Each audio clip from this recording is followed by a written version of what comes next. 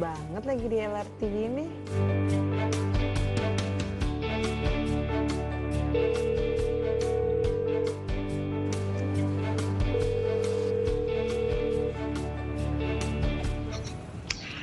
Hai Fajar. Hey, Tak. Gimana nih? Apa kabar? Baik banget, lo gimana? Alhamdulillah sehat. By the way, gue habis lihat video tentang LRT gitu, Jabodebek. Terus gue ngeliat postingan lo lagi di site-nya juga ya? Iya, gue tadi lagi kebetulan liputan di Adikarya nih. Oh gitu. Mau dong ikut. Gimana caranya bisa ikut visit site kayak gitu? Ya kalau gue sih kebetulan udah janjian, udah kenalan juga kemarin-kemarin. Jadi kalau lo penasaran, boleh kok nanti gue temuin juga. Serius boleh ikutan nih? Iya. Boleh, mau kesini nggak? Oke deh, mau kesana. Tungguin gue ya. Gue kesana ya. Siap-siap, gue tunggu ya. Oke, thank you ya. Bye, see you. Bye, see you.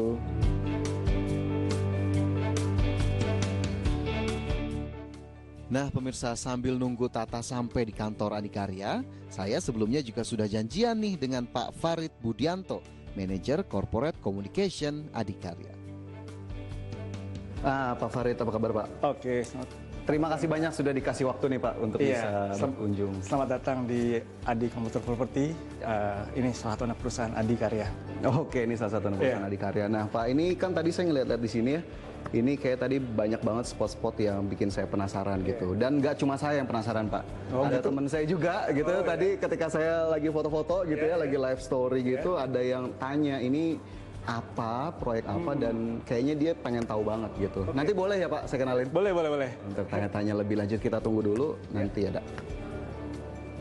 Assalamualaikum. Waalaikumsalam. Mana saya Tata Pak. Saya dengan temennya Farid. Fajar. Iya, ini Pak tadi yang penasaran banget mau tanya-tanya lebih lanjut. Nah, Tata mau tanya apa? Tadi kayaknya banyak nih yang pengen ditanya. Banyak, karena saya kan ibu 2 anak nih kebetulan. Keluarga kecil gitu Pak. Saya tuh penasaran pengen kalau kemana-mana tuh aksesnya deket gitu. Jadi nggak jauh, kemana-mana tuh aksesibel, terus kayak semua terintegrasi. Kira-kira habis ini Adi akan ada proyek bikin hunian atau tempat tinggal? Ya, Adi itu memang orang mengenal sebagai perusahaan kontraktor, BUMN konstruksi. Nah, tapi kita punya lini bisnis yang lain adalah bisnis properti. Saat ini Adi punya 2 anak perusahaan properti. Ada Adi Persada Properti dan Adi Komputer Properti. Nah, sekarang Mbak Tata ini ada di salah satu proyek dari anak perusahaan Adi, namanya Adi Komputer Properti. Ini kebetulan nama proyeknya Urban Signature. Lokasinya di Ciracas. Nah, Adi Komputer Properti ini punya konsep adalah anak perusahaan yang bergerak di bidang properti yang terintegrasi dengan moda transportasi massal. Ada LRT Jabodebek, mungkin tahu ya Mbak ya, yang sekarang lagi gencar pembangunannya dari arah rural menuju ke arah Jakarta. Kemudian ada juga terintegrasi dengan terminal busway di daerah Ciputat, namanya ada Oase Park, dan lagi KRL Jabotabek di daerah Cisaup dekat Bumi Serpong. Iya. Wah itu dekat rumah saya sekarang. Oh gitu ya, ini dekat ya. Kebetulan ya. Harus saya banyak nih. Oh iya. Apa investasi? Harus ambil ya. Nah tapi latar belakangnya sendiri kenapa sih Pak akhirnya Adi yang akhirnya juga punya anak usaha di properti bikin juga nih hunian-hunian? Apakah memang ini lagi-lagi kebutuhan masyarakat atau justru memang dari Adinya sendiri ingin menyediakan begitu untuk mempermudah? Iya, sebenarnya kita berangkat dari penugasan yang diberikan oleh pemerintah terkait pembangunan LRT Jabodebek. Itu tahun 2015 oleh Pak Presiden Joko Widodo. Saat itu kita diberi tugas untuk desain and build LRT Jabodebek. Untuk itu kita nggak ingin kita bangun transportasi tanpa melihat surroundingnya. Kita ingin konsepnya adalah membawa kemudahan masyarakat sekitar Jakarta untuk bekerja di pusat kota. Untuk itu kita kembangin pusat-pusat stasiun yang bisa menggrab lingkungan sekitar agar orang beralih dari moda kendaraan pribadi menuju ke LRT Jabodebek. Nah, untuk itu kita memilih beberapa titik yang kira-kira simpulnya pas bisa menangkap peluang-peluang yang dibutuhkan oleh masyarakat. Salah satunya properti. Nah, total saat ini Adi Komuter Property mengembangkan 11 titik ya. 11 titik. Ya, Oke. 11 titik. Dari 11 itu ada yang di Bekasi Timur, ada proyek Eastern Green, Green Avenue, kemudian di sini di Ciracas, Urban Signature, kemudian di Jati Cempaka ada Gateway Park, kemudian masuk ke Jakarta ada MTH 27, ada office di sana, kemudian MTH Premier di daerah dekat Tebet, dan itu semuanya akan terus kita kembangkan seiring dengan perolehan tanah yang kita dapat. Ini kapan Pak kita bisa mulai mungkin memiliki atau investasi? Apakah kemudian memang sudah ada, sudah bisa kita langsung ambil? Udah atau berapa gimana? persen ya Pak ready-nya? kalau Oke. gitu? Kalau untuk pembelian ini kalau Mas baru beli sekarang mungkin udah ke 3.000 sekian pembeli. Karena sudah ada 3.000-an unit yang terjual. Mantap. Dari rencana kita dalam 5 tahun bisa mencapai hampir 30-an ribu unit yang akan kita pasarkan. Dari situ sih lokasi-lokasi yang premium sudah langsung terserap banyak oleh market. Salah satunya di Urban Signature ini. Bisa buat investasi tapi ya? jangan khawatir, nanti ada tower-tower berikutnya yang akan kita persembahkan yang lebih baik lagi. Alhamdulillah. Kita nggak ketinggalan, Iya. masih ada lagi. Waiting list sama kalau gitu. Tapi berarti bisa kita bilang responnya cukup bagus dong Pak? Sangat baik, meskipun banyak orang yang bilang properti sedang slow down, sedang nggak prospek, tapi untuk kami di sini LRT City, kami melihat pasar untuk produk yang kami tawarkan orang responnya positif sekali. Karena itu konsep yang kita tawarkan ini belum pernah ada yang ditawarkan oleh developer lain. Kira-kira tahun berapa Pak? Benar-benar udah ready, udah benar-benar masyarakat umum juga udah bisa akses? Ya, kalau dari proyek LRT sendiri kan kita rencanakan untuk serah terima ke PT Kereta Api sebagai operator di tahun 2021. Ya, kita harapkan sih di akhir tahun ini di akhir tahun 2020 sudah mulai serah terima untuk beberapa proyek ya, kayak di Sentul, kemudian kalau di sini mungkin 2021 baru mulai serah terima. Oke, satu lagi nih Tak, aku mau nanya lagi Pak Farid. Ya, mumpung ada di sini ya. Adikaryanya sendiri induknya sudah IPO. Nah, Adi Persada Gedung, Adi Komuter Propertinya ini kapan IPO Pak? Kita juga investor soalnya ya. Iya. Ya, properti untuk investasi mungkin sesuatu yang sudah biasa ya. Untuk saham, untuk ACP jika teman-teman ingin punya, nantikan mudah-mudahan sih mudah-mudahan tahun depan lah kita akan merencanakan untuk IPO. Tapi kita masih dalam proses menuju IPO. Oke, dalam proses menuju IPO. Ditunggu saja kabarnya. Oke. Ikuti terus berita tentang Adi Komuter Property. Oke, jangan sampai ketinggalan Tak. Kita nanti update terus ya. Oke. Gimana Harus, kemudian harus rencana Adi? update terus, terus harus dipantau terus nih. Iya. Harus support terus proyek-proyeknya. Atau lihatnya dari Adi, nanti akan kelihatan tuh seperti apa Adi Komuter Property. Oke, siap. Ini tadi kita udah ngomongin LRT City-nya gitu ya, hunian atau propertinya. Aku dan Tata sebenarnya pengen cari tahu lebih lanjut Pak terkait dengan proyek LRT-nya sendiri dan pengelolaan dari Adikarya itu seperti apa sih Pak? Kebetulan nih direktur kami, direktur keuangan Pak Antus sedang ada di sini, sedang rapat. Dia sedang keliling proyek ya. Gimana kalau kita temui aja? Oke, boleh. Yuk, Siap. kita ke atas lantai 2. Oh, siap. Mari.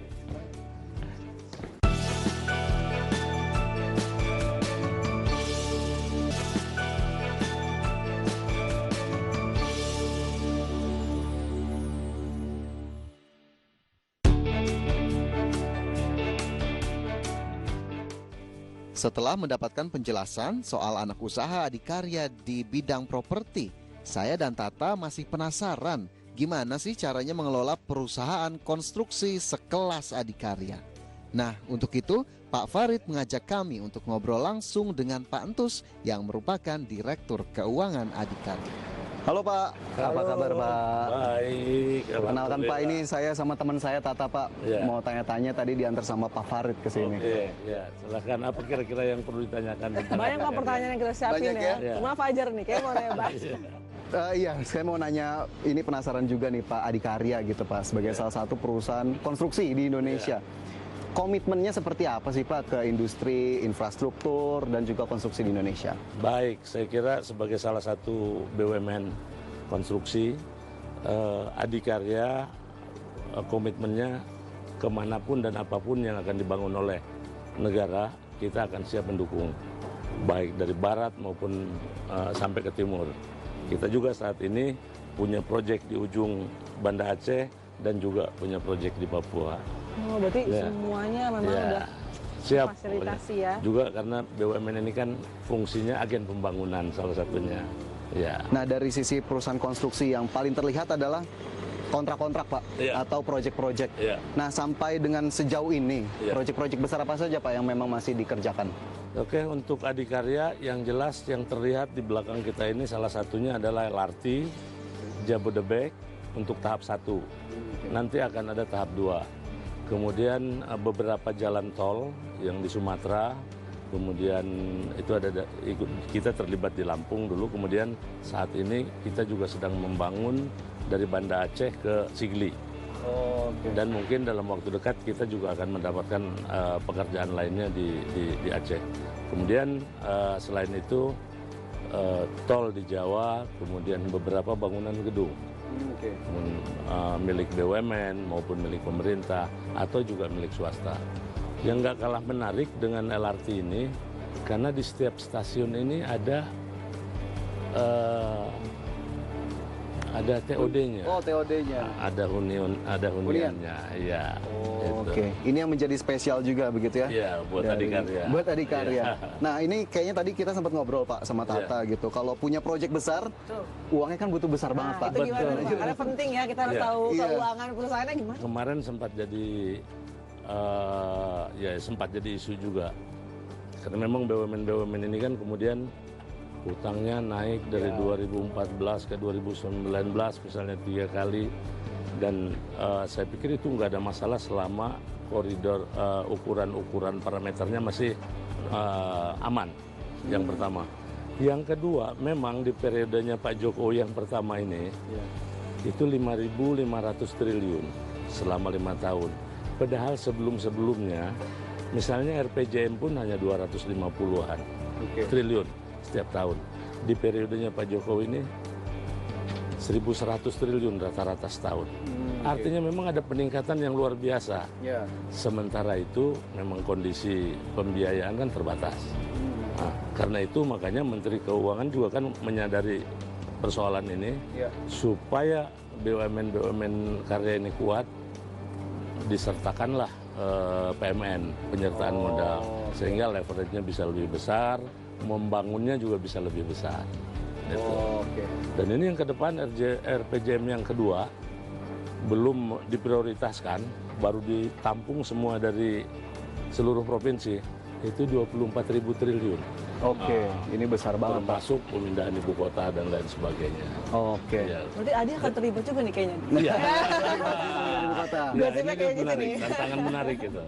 Tantangan Oke. menarik, ya. Nah, tapi akhirnya kunci utamanya, Pak, untuk tetap menjaga kualitas keuangan perusahaan, kesehatan itu apa yang dilakukan oleh Adikarya sendiri? Tentu setiap perusahaan ini dari sumber pembiayaannya ada covenant. Dan covenant itu kita jaga supaya tidak ketabrak. Mulai dari debt equity ratio, debt service ratio, kemudian DER secara total dan lain sebagainya. Sepanjang itu masih terkelola dengan baik, saya kira pasar pun masih melihat kita aman. Ya. Masih aman. Jadi kita sebagai investor, aku sama Tata nih, Pak, harusnya yakin begitu Yakin, ya, ya, dengan ya. kualitas pengelolaan keuangan perusahaan. Ya, khususnya Adikarya. Khususnya Adikarya. Nah, ini juga cukup menarik tadi Pak Antus juga sempat sebutkan begitu ya. 5 tahun terakhir, Pak, infrastruktur masih banget ya, Teh ya. Ini Pak Presiden Jokowi terus-terusan menggenjot. Tapi dalam 5 tahun kedua nih, jika kita bayangkan atau kita lihat data yang ada, apakah kemudian masifnya akan sama seperti 5 tahun kemarin? Saya kira pertama dari bagian yang pertama di RPJM 1 kan ada bagian-bagian yang belum selesai. Ini pasti diteruskan. Kemudian misalnya yang banyak belum selesai misalnya di smelter, refinery. Karena ini juga akan nantinya kalau sudah selesai akan memperkuat neraca dagang kita supaya impornya lebih berkurang, misalnya dari bahan bakar dan lain sebagainya. Kemudian memang infrastruktur ini tidak secara otomatis selesai hari ini kemudian impact-nya langsung. Seperti pada umumnya jalan-jalan tol di Jawa kan setelah selesai beroperasi 3-4 tahun baru nanti muncul kawasan industri, muncul pemukiman, muncul perusahaan, muncul pabrik-pabrik dan lain sebagainya. Jadi saya punya keyakinan dengan apa yang dilakukan oleh pemerintah sekarang ini bahwa kita memang di tahun 2045 akan menjadi 5 besar di dunia ini. 5 besar ekonomi dunia. Salah satunya didukung infrastruktur. Betul, harus itu. Harus. Oke, infrastruktur ini jadi begitu penting, begitu Pak, jadi begitu vital untuk Indonesia. Sementara dari pengembangan infrastruktur, dari proyek-proyek pembangunan yang ada, ini apa sih Pak mungkin kendala yang sering ditemui, kemudian juga harapannya untuk industri infrastruktur dan juga konstruksi di Indonesia ini seperti apa Pak? Sebetulnya pemerintah sudah menyiapkan sedemikian rupa ya. Hambatan terbesar itu kan di tanah pembebasan. Oke. Masih ada di situ. Sekalipun pemerintah sudah menyediakan Undang-Undang 2 nomor 2012, tapi terkadang ini juga tidak secara otomatis bisa diterapkan secara langsung gitu. Kadang-kadang perlu waktu juga. Sehingga ada keterlambatan karena disebabkan oleh masalah pembebasan tanah ini. Oke, jadi sisi pembebasan tanah begitu. Nah ini sepertinya juga mungkin bisa menjadi saran juga kepada pemerintah mungkin Pak. Ada nggak sih Pak insentif yang memang masih diharapkan atau justru semua sekarang sebetulnya pemerintah sudah sangat suportif sekali? Sebetulnya sudah full support sebetulnya. Sejak zaman dulu kan persoalan kita misalnya kalau mau membuat infrastruktur itu masalah tanah. Mau bikin bendungan, mau bikin saluran, mau bikin jalan, biasa tanah. Dan sekarang sejak 2014 kan sudah efektif Undang-Undang 2 2012. Kalaupun misalnya untuk atas nama kepentingan umum, kemudian kepentingan pemerintah, bahwa itu bisa dibebaskan. Dan harganya juga tidak jelek karena berdasarkan appraisal. Oke. Ya, jadi masyarakat juga tidak dirugikan. Tidak dirugikan. Ya, Itu juga. ganti untung kalau sekarang. Oke. Tata ada yang masih mau ditanyakan lagi? Masih saya yakin semuanya on track, mudah-mudahan proyek-proyeknya juga makin banyak, gitu kan. Jadi kita juga makin yakin investasinya. Makin yakin. Mungkin terakhir Pak, apa yang kemudian ingin disampaikan oleh Adikarya terutama kepada masyarakat, terutama investor nih Pak, kayak kita nih anak-anak muda agar yakinlah ini Adikarya. Oke. Jadi khususnya memang untuk tahun 2019 ini saya amati karena sudah agak lama saya di perusahaan terbuka ya di market. Ini pembangunan ini siklusnya ini setiap 5 tahun itu ada penurunan. Penurunan karena tahun politik. 2014 pun terjadi agak lendutan sedikit tapi setelah itu naik. Kemudian 2019 ini pun memang ada banyak program-program atau proyek-proyek yang harusnya misalnya di tender tahun ini agak delay kemudian mundur ya itu. Dan ini bukan berarti penurunan seterusnya, tapi ini memang lendutan seperti biasa siklus, nantinya akan bergerak lagi ke atas. Oke, jadi tidak perlu khawatir. Tidak perlu khawatir, kondisinya juga cukup oke. Mendukung fundamental perusahaannya juga cukup baik sekali. Baik. Oke, terima kasih. Pantes kita terima kasih banget nih sudah Sama-sama. dikasih izin dan tadi sudah janjian juga sama Mbak Tiara untuk lihat-lihat proyek LRT. Oh, silakan ya nanti Tiara atau ada teman-teman nanti yang akan mengantar Bapak dan Ibu. Oke, siap. Pak, kita izin dulu Pak. Terima kasih banyak, Pak. Baik, terima kasih. Oke.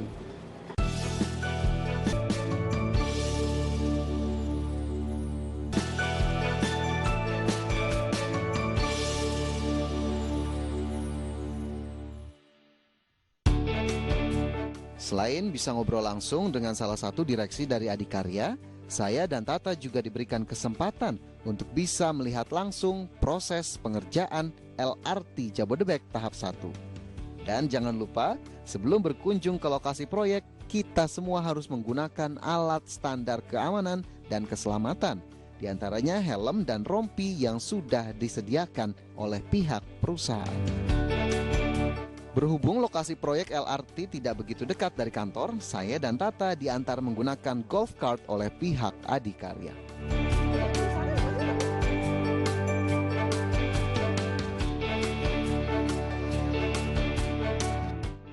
Oke, nah ini ada Mbak Tiara juga nih, manajer investor relationship Adikarya ya. Ya.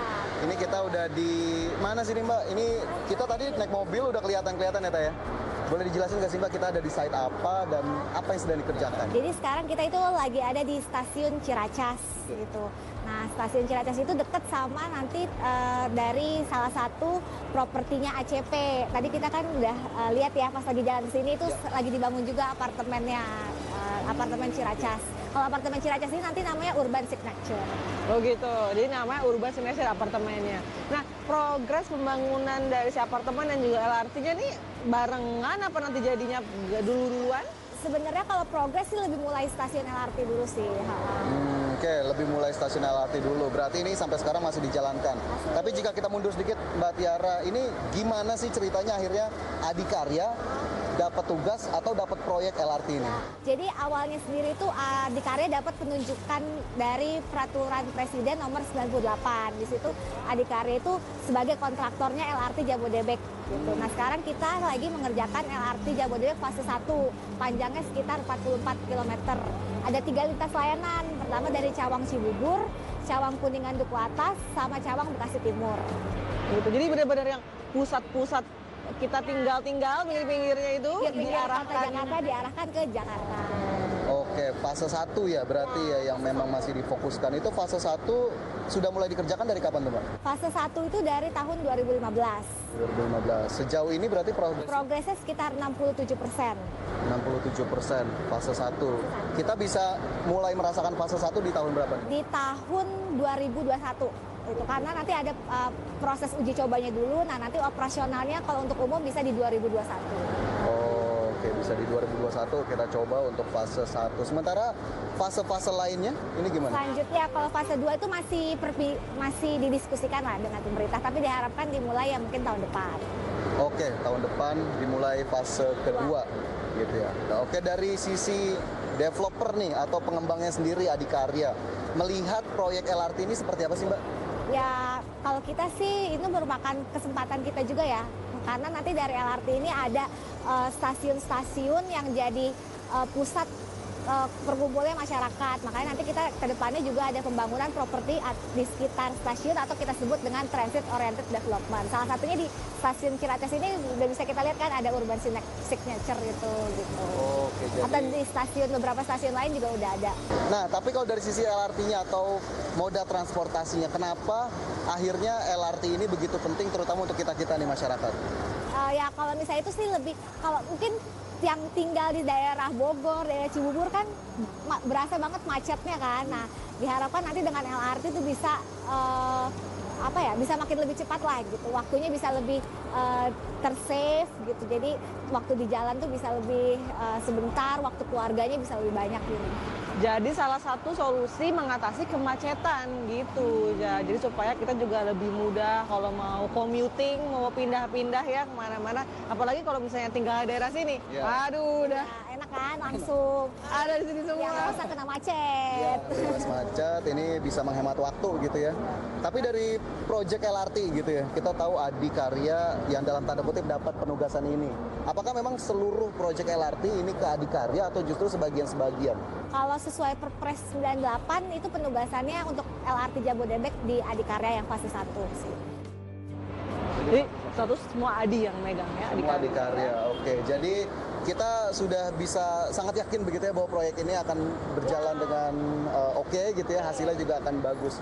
Tapi nih, kayaknya kita juga mau tahu tantangannya apa sih Mbak yang dihadapi dalam proses ataupun kalau tantangan sih proses pembangunan sih, karena kan kita bangunnya itu di waktu-waktu yang trafiknya tuh yang lagi sepi biasanya. Jadi kayak waktunya mungkin lebih limited karena kita biasa mungkin kalau yang ke daerah Bandung jam 12 malam sampai jam 5 gitu tuh masih ada proses pengangkatan U-shape-nya itu sih. Jadi waktunya itu aja sih, waktunya kita terbatas. Jadi nggak bisa. Tapi sejauh ini on time ya proses pengerjaan proyeknya. Oke, jadi akhirnya strateginya sendiri biar kelar tepat waktu. Ya, kita strateginya itu kita tetap bekerja walaupun ya di tengah malam, pagi itu tetap kita pakai waktu seefektif dan semaksimal mungkin. Oke, seefektif mungkin. Keren banget. Kita harapin memang ini bisa selesai tepat waktu begitu ya untuk LRT. Tapi satu lagi harapannya, nanti ketika udah jadi LRT-nya, apakah kemudian ini harus banget dipakai sama kita-kita terutama yang kerja di Jakarta? Ya, pasti sih harapannya ini bisa ya selesai tepat waktu, sesuai harapan dan bisa bermanfaat sebanyak-banyaknya buat masyarakat, khususnya masyarakat Jakarta dan sekitar. Oke, baik. Tata ada mau ditanya lagi? Enggak sih, aku udah gak sabar aja pengen naik LRT-nya ini kapan jadinya 2021 katanya. 2021 kita tunggu nanti ya, kita dukung juga prosesnya biar cepat selesai. Dan Mbak Tiara kayaknya aku sama Tata pengen juga lihat site lain gitu ya. Boleh nanti kita akan lanjutin. Keliling-keliling sini. Oke, tapi kita pamit dulu nih ke pemirsa IDX Channel. Jangan sampai lupa untuk ikutin episode selanjutnya dari Hangout with Emiten, dan kita akan gali lagi informasi-informasi lainnya dari emiten-emiten berikutnya. So, stay tune on IDX Channel. Yuk, boleh Mbak Tiara.